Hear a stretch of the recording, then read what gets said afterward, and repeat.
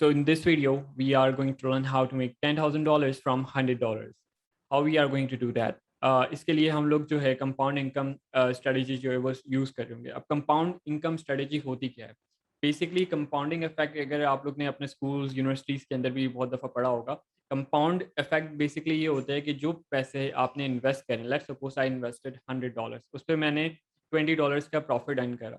अब $20 का जो मैंने प्रॉफिट अर्न करा है, तो now I am going to invest the $120, मतलब मैं जो कमा रहा हूँ वो मैं री इन्वेस्ट कर रहा हूँ। ठीक है, और जो मेरे अब जो मुझे पहले प्रॉफिट हो रहा था वो $100 पे हो रहा था, बट नाउ जो प्रॉफिट हो रहा है वो मुझे $120 के ऊपर हो रहा है। तो जाहिर सी बात है, जो मेरा $100 के ऊपर जो प्रॉफिट था वो पहले कम था, राइट। एंड देन जब मैं 120 करा तो उस पर मेरा प्रॉफिट मार्जिन बढ़ जाएगा। इसी तरीके से लेट सपोज मैंने $30 का मजीद प्रॉफिट करा, नाउ आई हैव $150। सो मैं वो $150 भी री इन्वेस्ट कर देता हूँ, तो मेरा जो प्रॉफिट मार्जिन होगा वो फिर $150 के ऊपर आ रहा होगा। इस तरीके से मेरे पैसों की अर्निंग्स जो हैं वो काफ़ी ज़्यादा रैपिडली जो है वो इंक्रीज़ होती रहेंगी, और जो आप कमा रहे होगे वो आप री इन्वेस्ट कर रहे होगे। तो बेसिकली ये आपकी कंपाउंड इनकम होगी। तो इस तरह आपकी जो है ना वो एक अमाउंट जो है वो आपके प्रॉफिट मार्जिन जो है वो बढ़ाती रहेगी। सो $10,000 बनेंगे किस तरीके से? तो जिस दिन भी आप ट्रेड कर रहे होंगे आपको टारगेट रखना है कि 5% आपको डेली टारगेट रखना है। और जिस दिन आपका टारगेट टारगेट अचीव हो जाएगा, जैसे 5% मैंने आज का रखा, 5% मैंने नेक्स्ट डे रखा, and then day after tomorrow का मैंने एक और टारगेट रखा कि 5% ईच डे आपको जो है वो ट्रेड करनी है। 5% आपका टारगेट अचीव हो गया, आपको मार्केट क्लोज कर देनी है।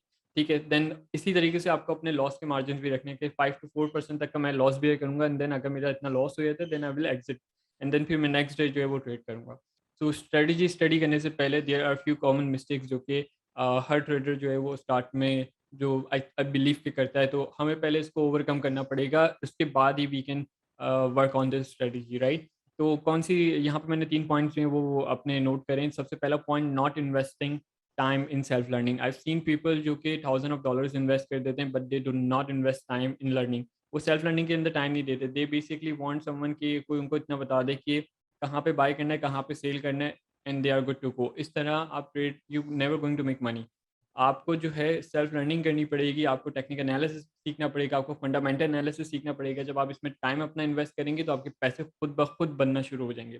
Second point, no control over greed. People do not know where to stop. Basically उनका डे टारगेट अचीव होने की वजह से, मैंने बताया इस स्ट्रेटजी के अंदर हम 5% ट्रेड कर रहे होंगे, 5% आपका डे टारगेट अचीव हो, and then you are closing the market. But 5% के बाद भी लोगों को अक्सर वक्त ह्यूमन नेचर है कि ग्रीड आ जाती है। जब वो ग्रीड आती है तो वो ओवर ट्रेड करते हैं, एंड ओवर ट्रेड जो होते हैं वो आपके गेंस जो है वो खा जाती है। तो आपको ओवर ट्रेडिंग नहीं करनी है और ग्रीड में नहीं आना है। Number 3 point, panic selling. Panic selling basically give your trade some time. अगर लोग क्या करते हैं कि वो बस रैपिडली मार्केट ऊपर जा रही है तो बाय कर लिया, नीचे जा रही है तो सेल कर लिया, डू नॉट डू दैट। मतलब अगर आप कोई पोजीशन ओपन कर रहे हो तो यू शुड नो कि वो आप किस बेस के ऊपर ओपन कर रहे हो, चाहे वो फंडामेंटल बेस पे हो या टेक्निकल एनालिसिस की बेस पे हो। ठीक है, your entry point matters a lot. मतलब आपने जो एंट्री पॉइंट लिया है वो बहुत कीमती होता है। तो आपको पता होना चाहिए कि पोजीशन लेनी कहाँ पे, where to buy and where to sell, and then उसके बाद आपको उस ट्रेड को आपको थोड़ा सा टाइम दें। Do not panic sell your position. इस तरह जो है आप अपने इक्विटी जो है वो लो कर देंगे, एंड लॉसेस जो हैं वो बढ़ते जाएंगे। So after controlling all these factors, I think आप लोग की ट्रेडिंग 70 to 80% जो है वो इम्प्रूव हो जाएगी। So now let's go to our Excel sheet. So this is our Excel sheet, जहाँ पे हम लोग अपना डे ट्रेडिंग का सारा टारगेट्स का जो है वो रिकॉर्ड ट्रैक करते हैं।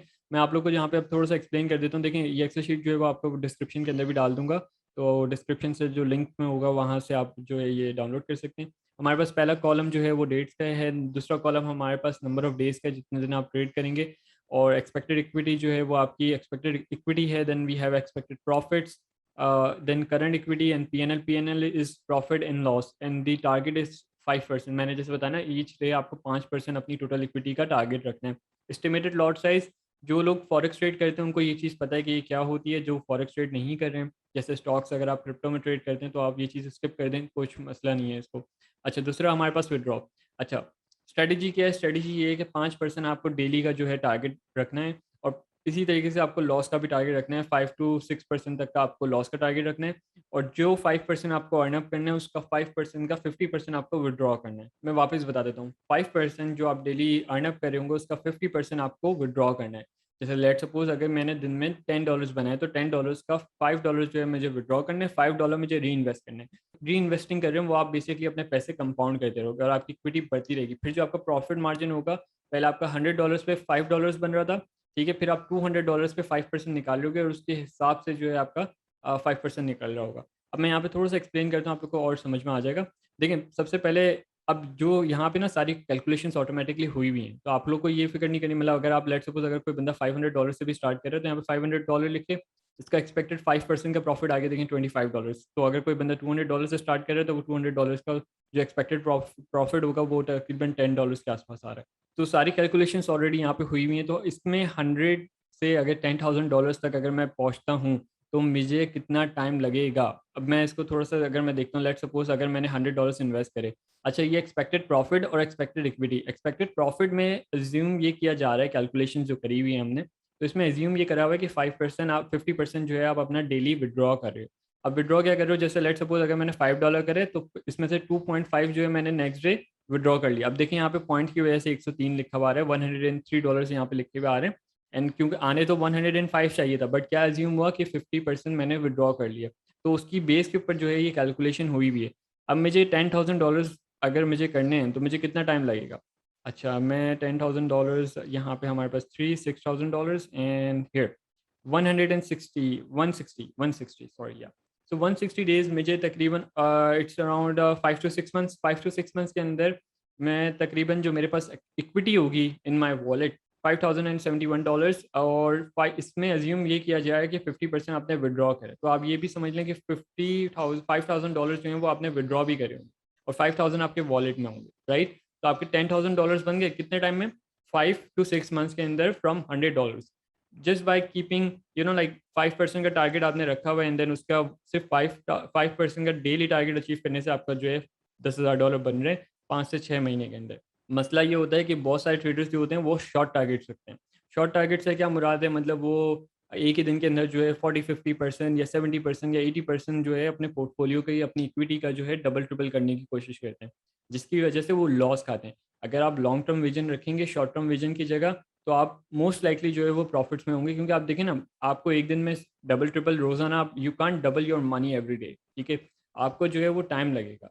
You need to keep a vision के जहाँ पे आप तकरीबन 2 मंथ्स या 3 मंथ्स को अपना टारगेट रख रहे हो एंड देन आपने या तो वीकली आपने अपना टारगेट रखा हुआ एंड देन उसके हिसाब से आप अपने टारगेट्स जो है रियलिस्टिक टारगेट्स रखें।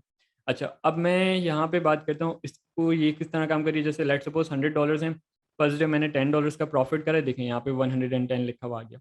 इसमें मैंने कितना विड्रॉ करना है, $5, मैंने आपको बताया ना। अब यहाँ पे देखें ऑटोमेटिकली कैलकुलेशंस में क्या हुआ, 105 आ गया। क्यों, क्योंकि उसने जब मैंने $5 यहाँ पे लिखा तो विड्रॉ में आ गए। अच्छा, अब मैं इसमें तकरीबन नेक्स्ट डे जो है मैंने इसमें $20 का अगर लेट सपोज प्रॉफिट करा, $10 मैंने विड्रॉ कर लेने। इसी तरीके से नेक्स्ट डे जो है मैंने $30 का प्रॉफिट करा एंड देन $15 जो है मैंने इसमें विड्रॉ कर लेने। अब मैंने नेक्स्ट डे जो है मैंने लॉस कर दिया, ठीक है। तो मैंने लॉस करा कितने का, -10 का। तो यहाँ पे देखें मेरे पास, अब मेरे पास इक्विटी कितनी आएगी, खुद ही ऑटोमेटिकली हो गया 130 से डायरेक्ट जो है मैंने नेगेटिव में आ गया। इस दिन जो है मैंने 0 पैसे निकाले, क्योंकि मैंने जाहिर सी बात है जिस दिन लॉस कर लिया तो उसका मैं कोई पैसे विड्रॉ नहीं कर रहा हूँ। $120 मेरे पास करंट इक्विटी होगी। और यहाँ पे मेरे पास एक अलग से पूरा का पूरा सेशन बना हुआ है जिसके अंदर total profit and total withdraw होंगे। तो ये देखिए मैंने टोटल प्रॉफिट कितना करा, $50 का मैंने प्रॉफिट करा, जिसमें से $30 जो है मैंने विड्रॉ कर लिए। यानी $20 जो हैं, या इसमें से अगर मैं 50 माइनस स्टडी करूँ तो $20 मेरे पास आ रहे होंगे। तो ये जो $20 मेरे पास आ रहे होंगे, यानी ये $20 मैंने री इन्वेस्ट करे हैं इक्विटी में। तो ये सारी फाइल जो है वो अगर आप इस चीज़ को लेके चलेंगे उन 5% अगर टारगेट्स रखेंगे, रियलिस्टिक टारगेट्स हैं। अगर आप फॉरेक्स ट्रेड करते हैं तो जो लोग फॉरेक्स ट्रेड करते हैं उनको पता है कि 5% ईच डे निकालना इट्स नॉट दैट डिफिकल्ट। और आपको इसी तरीके से अपने लॉस मार्जिन भी रखने हैं।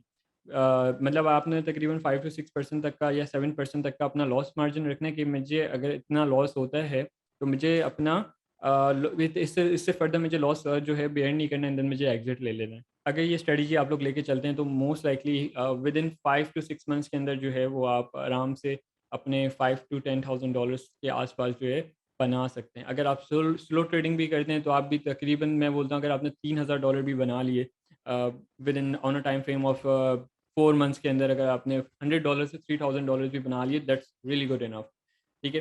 सो रियलिस्टिक गेन्स रखें, रियलिस्टिक टारगेट्स रखें अपने, और ओवर ट्रेडिंग ना करें। और जो चीज़ें मैंने आप लोग को समझाई हैं, जो इनिशियली मैंने आप लोग को जो तीन चार चीज़ें जो मैंने लिस्ट डाउन करी थी, तो उन चीज़ों को अगर आप ओवरकम कर लें, your trading will get lot better, ठीक है। सो ये एक्सेल शीट अगेन मैं डिस्क्रिप्शन के अंदर डाल दूंगा। Thank you so much for watching this video. I hope you guys going to try this and still अगर कोई कन्फ्यूजन हो तो do let me know in the comment section, I will help you guys. Thanks for watching this.